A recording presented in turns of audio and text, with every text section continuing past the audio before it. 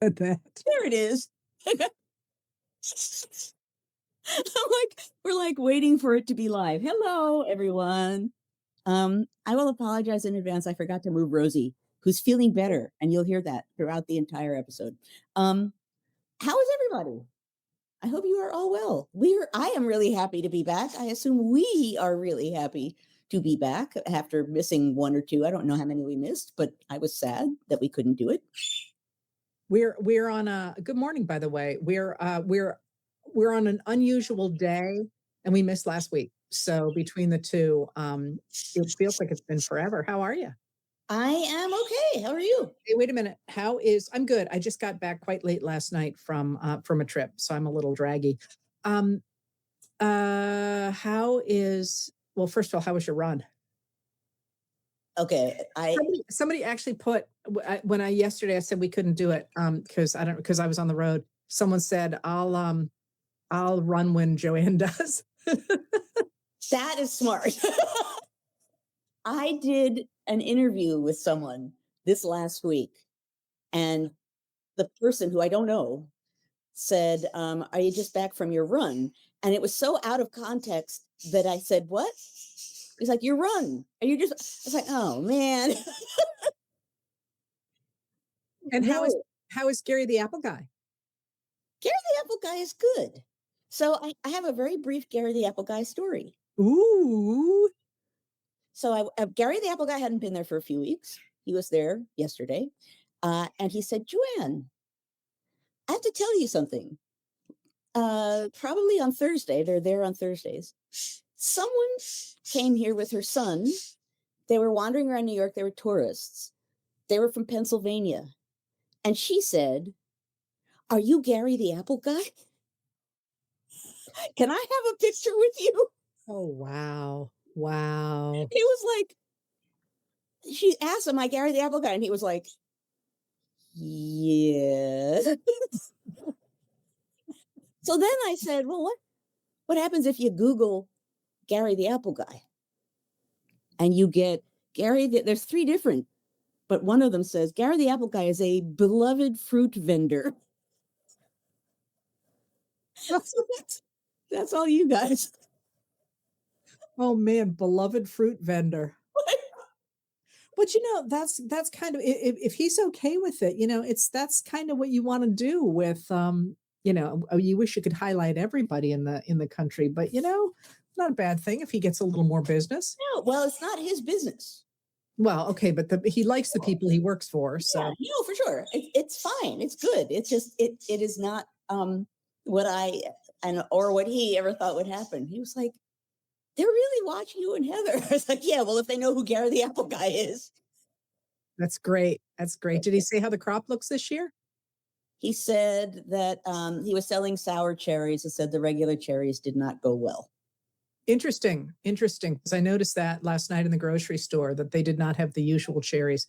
Mm. But the apple harvest coming from an apple state is interesting because if you get too much rain at the wrong time, the bees can't pollinate the trees and you don't have as good a year, and vice versa. And I have seen both years where because we have a lot of wild apples around here, where you couldn't get anything. And then literally a few years ago, there were so many apples that one of the local trees split in half. It was so weighted down.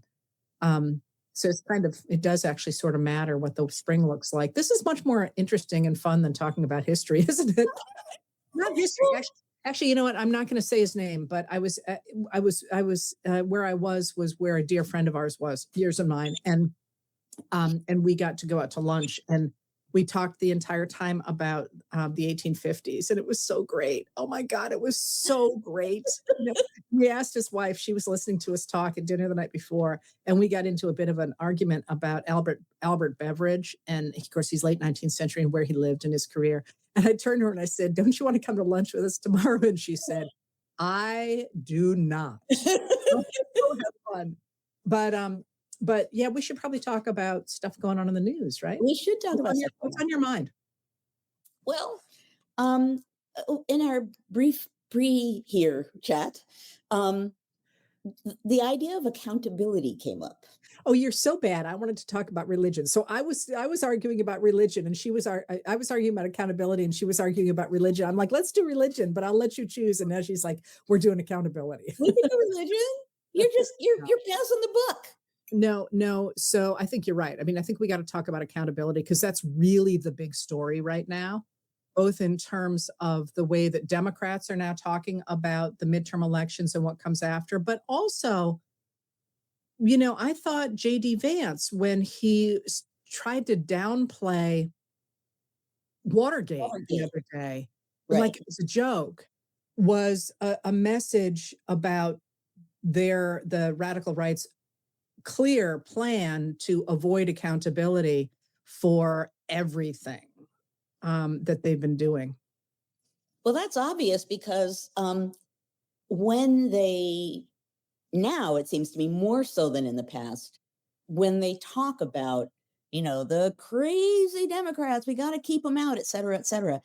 There's a little panic hinged in there, and they're beginning to say things like that hint at we'll be behind you, we'll back you up, as though accountability is coming and they're scared.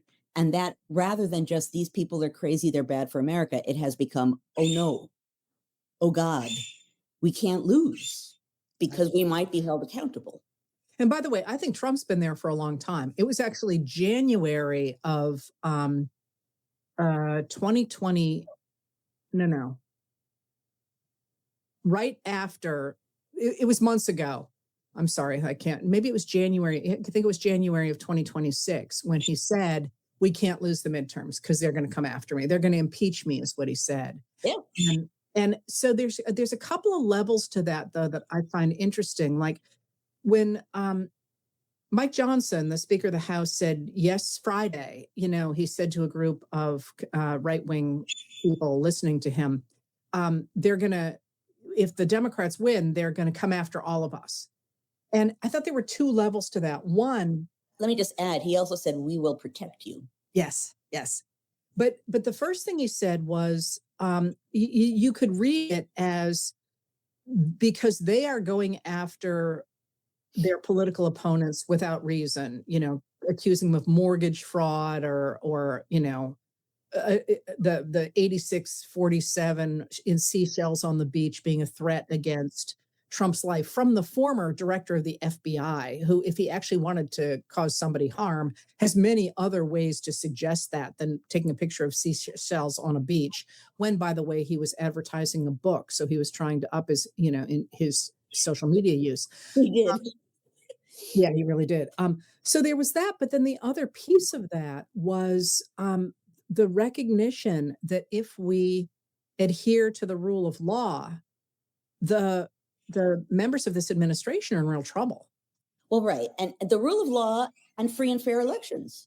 I mean, folks, when I'm asked, as one is, to define what democracy is, three of the core things: free and fair elections, the rule of law, and accountability, all bound up in that one sort of fear-ridden statement. So listen, I want to talk about accountability in the present, but really, I would love to hear from you about is, we know that in the early years of the Republic, that both the Federalists and the Jeffersonians tried to weaponize the government against each other through the Alien and Sedition Acts, through impeachment briefly under Jefferson when he went after his political opponents. Was there tell me how they thought about accountability? Okay, and I will say Jefferson allowed that. Don't defend him. You got to get it right. Okay. He didn't, he's like the non-central government guy, right? So there were people in the states who were attacking people for attacking him, and he was fine on a state level. It was just on the national level that he wasn't excited about. Well, what I was referring to was, didn't they go after a number of judges? Not number. They went after one guy who was completely bonkers, and they impeached him because he was like drinking on the bench and falling over and all that. And then they went after, was his name Chase? And that was pretty clearly a political thing. And we did not use impeachment as a political tool again until Bill Clinton, because they kind of said, you're not going to go after people for political reasons, right?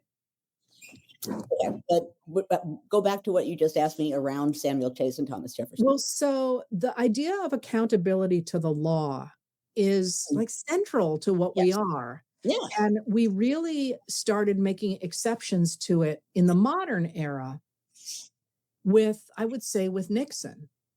So how did they think about, I mean, and of course I said was a little careful there because of course there are the Confederates, and that's a different, I think a different moment, but that's very important. But how did they talk about it? And how did they, I mean, I think they would be appalled with where we are, right?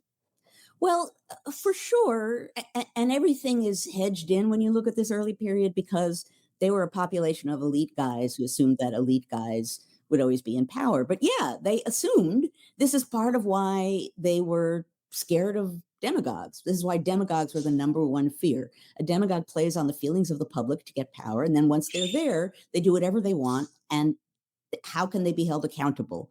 And impeachment is one way, but it becomes difficult, right? But accountability was totally part of a system grounded on, I know I'm going to say it and you're going to tell me to write a book, public opinion, right?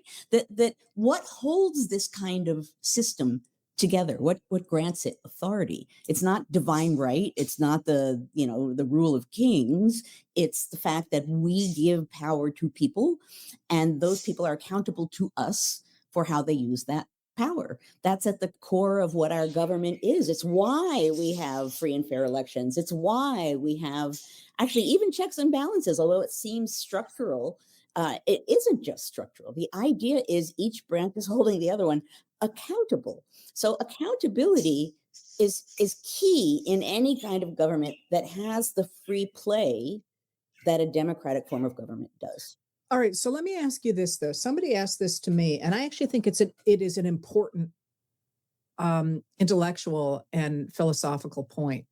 So you and I talk about accountability in a very broad sense, but if you are living in a society that is dominated by these few people that you just talked about, and again, now I'm really broad brushing and all that, were they ever really held accountable? That is, if you were a poor guy, uh, and I used a male term there because women in the early years are going to be treated differently under the law across the board.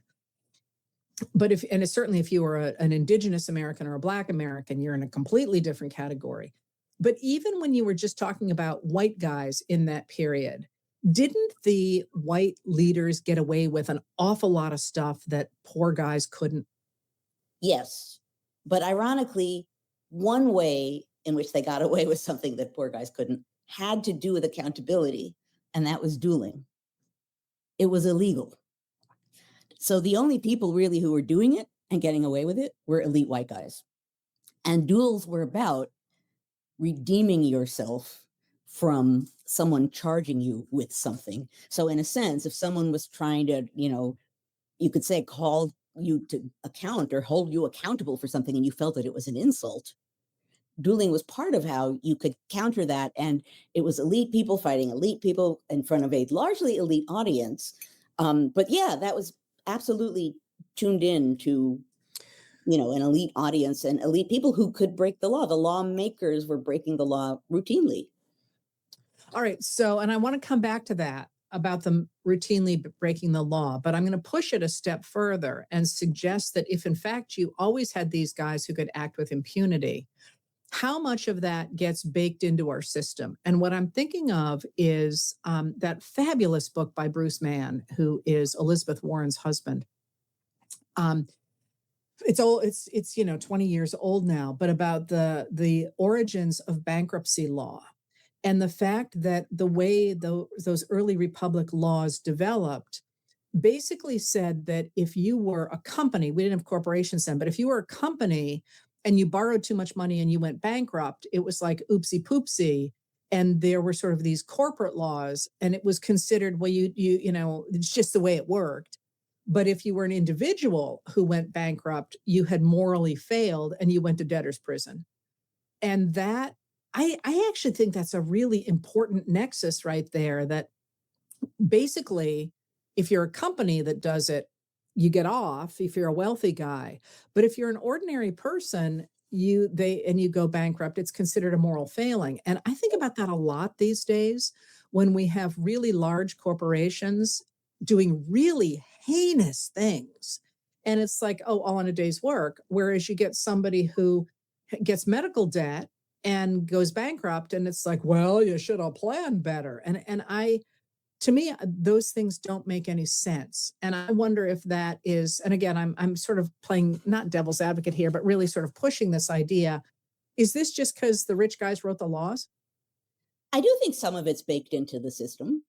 And I do think it's initially, in part, you know, because the rich guys wrote the laws and assumed that their kind, their ilk, although they assumed that people beyond their ilk could get into office. So in the late 1790s, for example, there's someone named Swanwick, which I remember because they clearly didn't consider him to be of their ilk, and he got into Congress.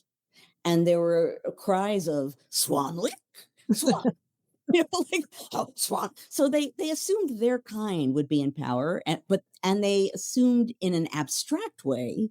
It didn't always have to be absolutely restricted to that. But you're right, it's kind of baked in. And as a matter of fact, what you started out by mentioning, the Alien and Sedition Acts, those were passed in part because the Federalists were afraid of losing power. They were afraid the public was going to hold them accountable for certain things, and they wanted to shut down opposition.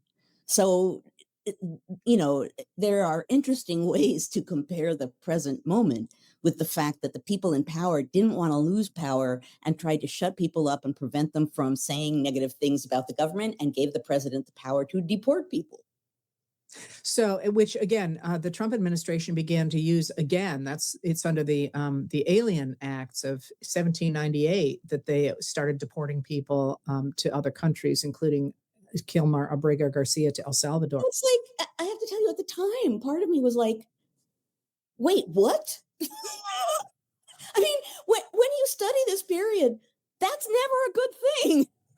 Like, the Alien and Sedition Acts are an example of bad things. So anyway, I'm sorry. Well, so that's actually what I was going to ask you next. Tell people how well that the Alien Sedition Acts worked. I mean, how did popular opinion react to that? Yeah, well, the Federalists lost power. And it wasn't only because of that, but so that's in the very late 1790s, the Alien and Sedition Acts. The election of 1800 comes along, and yeah, it's the first transition of power from what seemed, I mean, I don't call them parties because they weren't organized that way, but from the Federalists to the Democratic Republicans, from one pseudo party to another. And yeah, the people made their will known and, you know, rejected that mode of government, certainly on a national level. The Federalists hung on a state level, particularly in Connecticut, which remained Federalist for a long time, but still they lost power.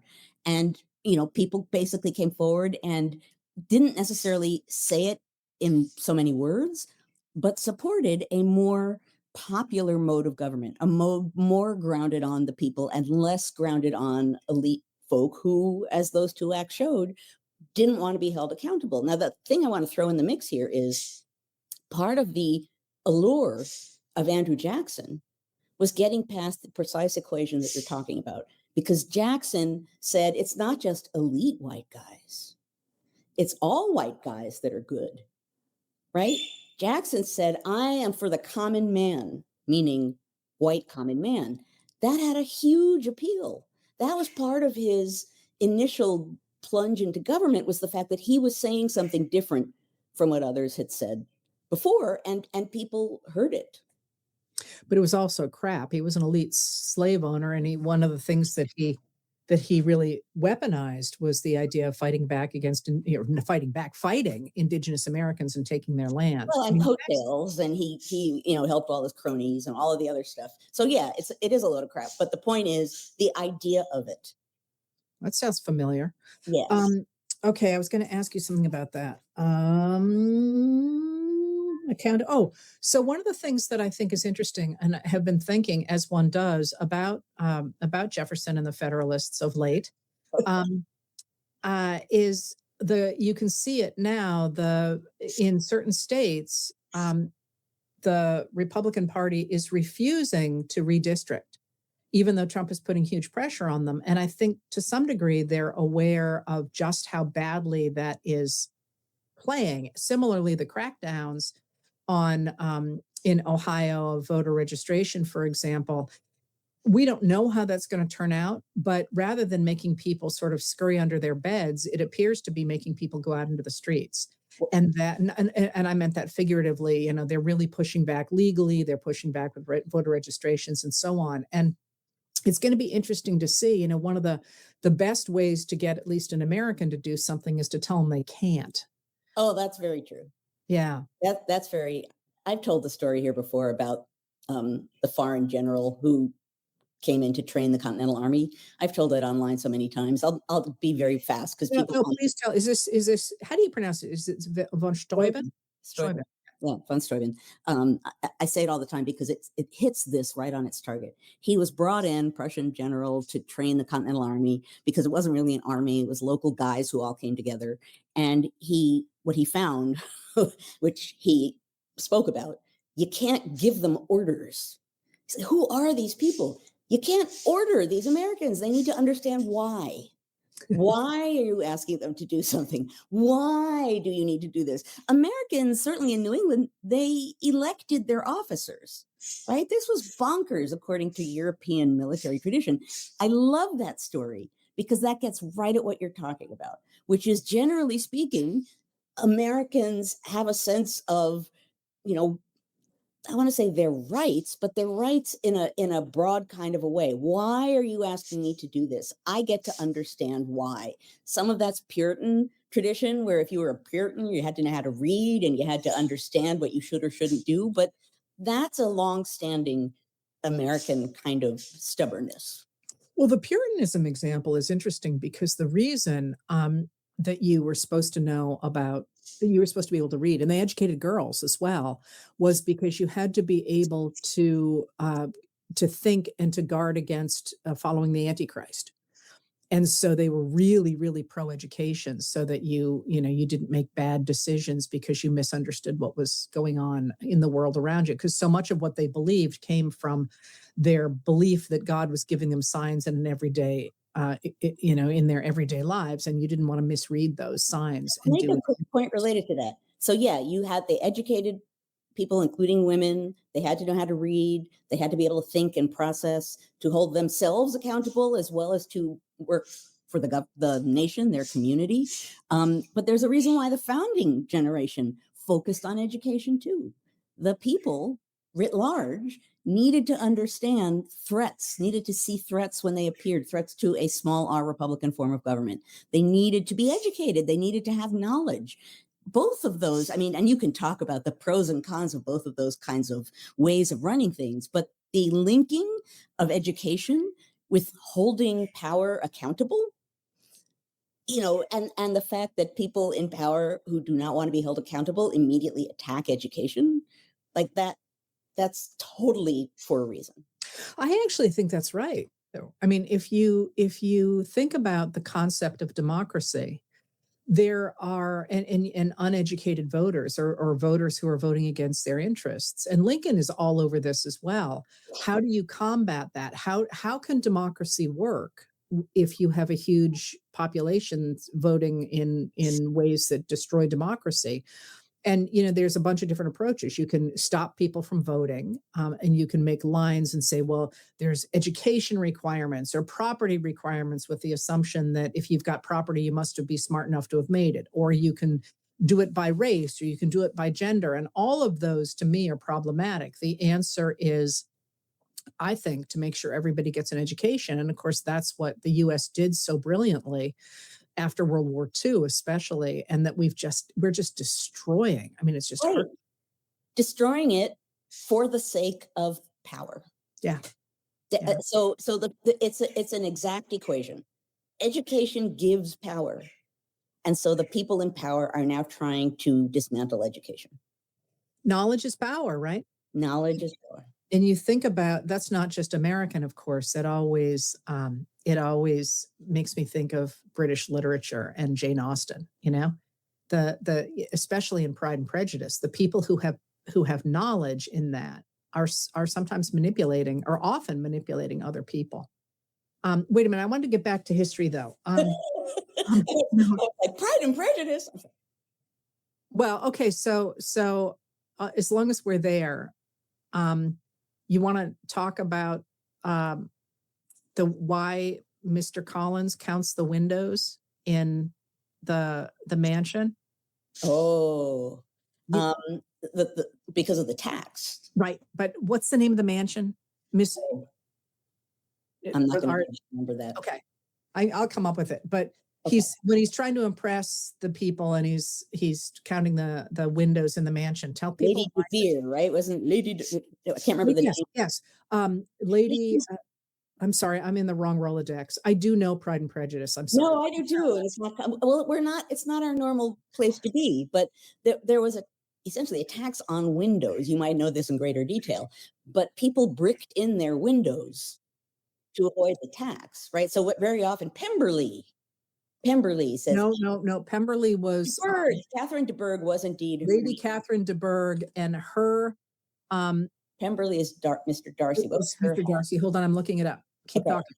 At any rate, while I'm talking, there was a tax, essentially a window tax. So people who didn't want to pay that tax or couldn't afford to pay that tax, they bricked in their windows. So often you'll see in England, buildings with the window bricked in. There was it was a money linked reason for this. So I didn't remember that from Pride and Prejudice, but Well, that's and it's the tax that's put into place after the French and Indian War, not the Stamp Act, but when they replaced the Stamp Act, they replaced it. And I'm sorry, it's been a long time, with something that taxed windows. So that's how I always remember when that her stuff was written. It's Rosings. okay. I would not have remembered that. So Yeah. Um, anyway, uh, that was a rabbit hole. Sorry about that, but it's interesting. I love it's sort of tying all the stuff together. Um, accountability. Keep talking, Joanne Molly. accountability. I mean, you know, I end up talking about this a lot in my work because it really is one of the ultimate things that makes this government go or not. If you have power and you do not feel that you are accountable for your use of it, you get what we have now. You and I, when we did our podcast now and then, we talked about the importance of hearings.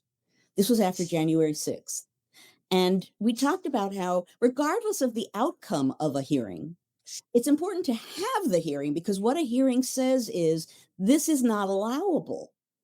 This is beyond the beyond. Even if the outcome isn't what you want, if you don't have a hearing, you're basically saying don't have any idea of accountability at all. That's part of why, and that's why traditionally in Congress, when something went awry, they would be like, we need a hearing. And it wasn't necessarily because they knew the outcome would be what they wanted. But as someone at the time says, we need America to know we are holding things in check. We need them to know that people aren't just wildly getting away with things. So, yeah, again, that's a longstanding idea that in a variety of ways has been undermined or eroded or worked around, but not to the point of eliminating it. That's our power, accountability. That, which is exactly what Johnson is attacking yeah. when he talks about that. I want to talk a little bit about JD Vance and his sort of brushing off of Watergate as well. But I know what I was going to say, and it's a bit of a leap, which is why I was having trouble grabbing it. I don't know if anybody here or if you saw James Tallarico's acceptance speech of the nomination for the Democratic senator from Texas, but it's a really, really interesting speech. We've had a lot of interesting speeches lately, but what was interesting about it to me is that he starts with Barbara Jordan. And then he talks, Barbara Jordan, of course, really rockets to power as a first term representative from Texas, taking a seat on the Judiciary Committee, I think in 74. Again, don't quote me on that. It might have been earlier. It might have been 72, but I believe it was 74. And she says, we must hold the president accountable. Like this Constitution is, the bedrock on which I stand. I actually used to teach her speech. But then Tallarico goes on and talks a lot about how Texans don't like tyranny. And it was really interesting in terms of accountability, that idea that, we are going to reclaim the rule of law. Mm. But then instead of thinking about Texas as the real bellwether, if you will, of the radical right, he's running against Ken Paxton, who's as MAGA as they come, reclaiming Texas history. And of course, his family goes back in Texas into the 1820s, reclaiming Texas history and saying, no, no, no, Texas is not about letting these guys get away with everything. Texas is about standing up to those guys who are trying to get away with everything. And and you look at what John Ossoff is doing in Georgia, talking about accountability. And now you look at Johnson saying, hey, we'll protect you. And JD Vance saying, Watergate wasn't so bad, which So seems to bad. be, It was they made a big deal about it. Number one, they made a big deal and it wasn't a big deal. And then number two, if it happened nowadays, nobody would really pay attention to it anyway. which I think is his way of saying we're going to make sure we pardon everybody who's done bad things. Can But you imagine though? I mean, just before I let you go on, if there's like a shorthand word for corruption in politics that most people know, it's Watergate. There's a reason why whenever something happens that's corrupt, people add gate to the end of it. which, by the way, makes my hair catch on fire. I'm so sick of that. I'm like, come on, Well, let's come up with a no, I new word. agree. But the fact that that exists is a sign of how people link gate with corruption and bad. And to go for that thing and suggest it wasn't a big deal, number one, and number two, we wouldn't care about it anyway. We'd go on. I mean, sometimes the blatant way in which this regime is openly, deliberately scoffing at the rule of law and accountability, sometimes gleefully, you say hair on fire, I say it makes me want to punch a wall, right? It's so grating because they clearly feel and assume that they can just get away with it, which brings us back to where we were before, which is that Johnson in his, the fact that there's now a thread of panic running through many of these Republicans, the MAGA people who are like, no, you can't let them win. You can't let them win. They're going to come for all of us. That's admitting without admitting that they know the degree to which they've done wrong. That they're projecting their own idea of, well, we go for our political opponents, so they will come for us. There's always that projection component. But there's also a component in which they know very clearly what they've done that is either illegal or corrupt or unconstitutional. And if you're standing in those shoes, then an election in which you lose, you're not going to want that to happen. Right. And we know that Trump, a serious part of him continuing to run for office is so that he couldn't be held accountable for crimes he might have committed. I think there's more than that with Vance, though. And part of sort of saying Watergate wasn't that big a deal, wouldn't have been a story, the whole thing, is an attempt to erase the idea of the rule of law and of accountability. So it's not just an attack on the present or an attempt to defend those people in the present who might have committed crimes. It's an attempt to say, the law doesn't really matter. It's really about who your friends are. And that's interesting because if you, and first of all, I think the word gleeful works really well with him. That's a great word. But in the end of the day, it does come down to whether or not we, the people, say now just a gosh darn minute here, we actually believe in accountability for everybody.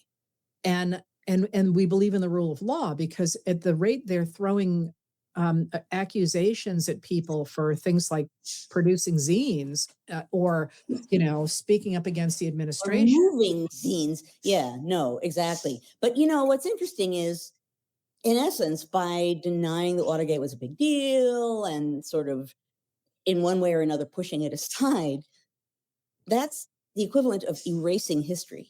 Yeah. And replacing it with something bad. And that's big time what they're doing about everything, and particularly this year 2026 in every way they can. But yeah, it's erasing history to get their point across blatantly. And this is, beyond blatant. Although I do want to say, related to what we're talking about here, um, some of the ways in which there's been backpedaling, or that they're not like shifting districts to the degree that they could, some of that is because they're being called out. Yeah. And an election is coming. An election equals accountability. However, they try to rig it, elections by definition are about accountability to us. And so people calling things out and pointing to things and saying very publicly, very loudly, in many, many ways, the ways in which what they're doing, how it's wrong, how it's, again, unconstitutional, illegal, corrupt. At this moment, we have more power by saying those things than we might otherwise, because the threat of accountability is looming in November. And you're seeing more and more people in positions of power openly saying, just wait, because we intend to look into the different things you're doing. I was interested, a number of lawmakers last week, I think it was, wrote a letter about that stupid arch and said, just so you know, those of you who are implementing this sure looks illegal. And we're senators and representatives, and we're not going to forget. And It that looks like the arch in Spinal Tap. I'm sorry, but it looks like the Stonehenge. I've not seen Spinal Tap. Um, that's okay. It's my dad worked on Spinal Tap, but it had the group Spinal Tap, the band, wanted a big Stonehenge pillar on their stage, and they made one, and it was like this. I'm sorry, I didn't mean to interrupt. Go ahead. Oh no, that's cool. That was a Rob Reiner film, wasn't it? I think so. I think I so. should see it. One of these days, I'm going to retire and I'm going to read books again and I'm going to watch movies.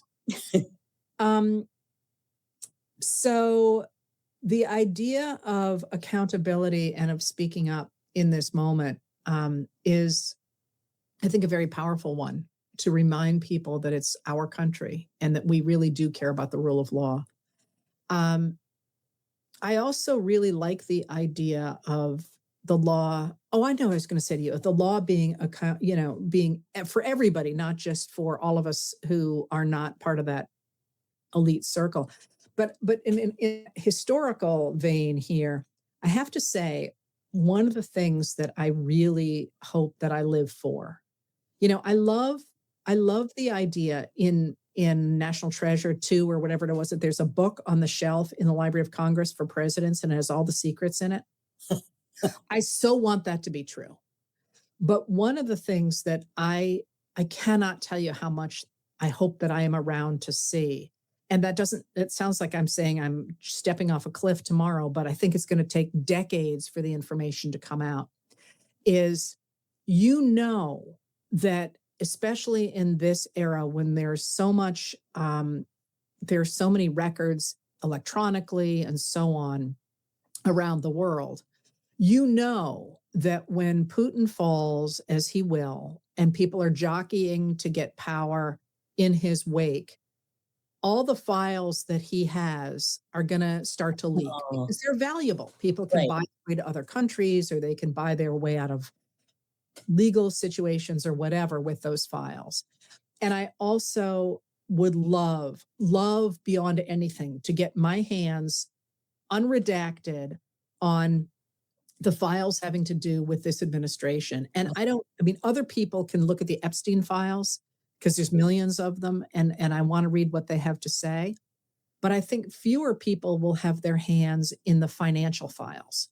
And to be able to have your hands and see, like, okay, I know there's a story today in the New York Times, I haven't read it yet, about a deal that the administration did with another country over tungsten.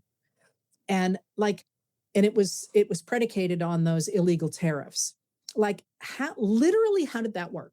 Like, who made what phone call and where did the money go? And then you got crypto, and then you have all this stuff. And I think when we finally, as historians, get to look at it, I mean, you could spend 1,000 lifetimes untangling not just what they did, but why they thought it was acceptable to That do.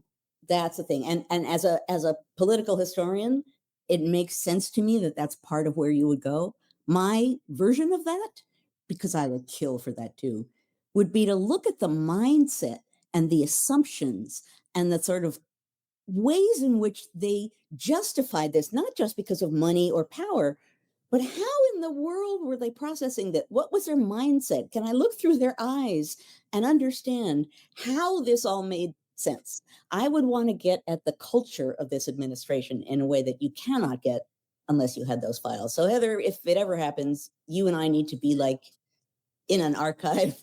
But that's, to me, that's where the Epstein files are so illuminating. Yes. In that it feels, and I have not studied them. I mean, I've read it, what everybody else has, but I'm not. There are people probably listening to us who are actually going through them online and reading them, and I just don't. I just don't have the time for that. But what that has always struck me as is a group of people who felt that they were completely above the law, unaccountable. But what that meant was that in order to impress each other and in order really to demonstrate how far above the law they were, they got more and more and more extreme. And my guess is we don't know the half of what's in that. One of the reasons I don't really want to read it myself is I don't want to stumble across that material. I agree.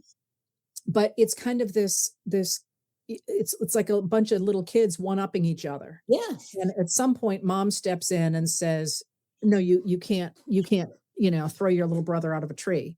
Yeah, but mom's not in the room for the most part. It's all guys. and these guys just seem to escalate and escalate, escalate and escalate. And that mindset goes back again to the rule of law and accountability. For certain personalities, you have to have someone able to step in to say, you can't do this. And if you turn certain pieces of human nature loose to do whatever they want, it always ends up somewhere truly horrific. Right. And that you have to draw lines in a society. Buddy always says, every game, and when we're talking about the economy, every game needs a referee, and what they have is no referees. Right. So, and they're showing off the fact that they have no referees. So it's not even bad enough that they don't have referees. They're lording it over everyone because they're saying, "Look how elite and superior we are." Yeah, we're not held down by those normal rules. It makes it extra bonus bad. Yes, and that means that they can hurt other people. Yeah. In really profound ways. I mean, I'm still back on USAID and USAID. I'm sorry, I always say USAID. It's USAID, and I can't imagine a mindset that thinks that that's okay. And yet, they didn't even bother to think about the fact that it might not be okay. Oh, I think they enjoyed it.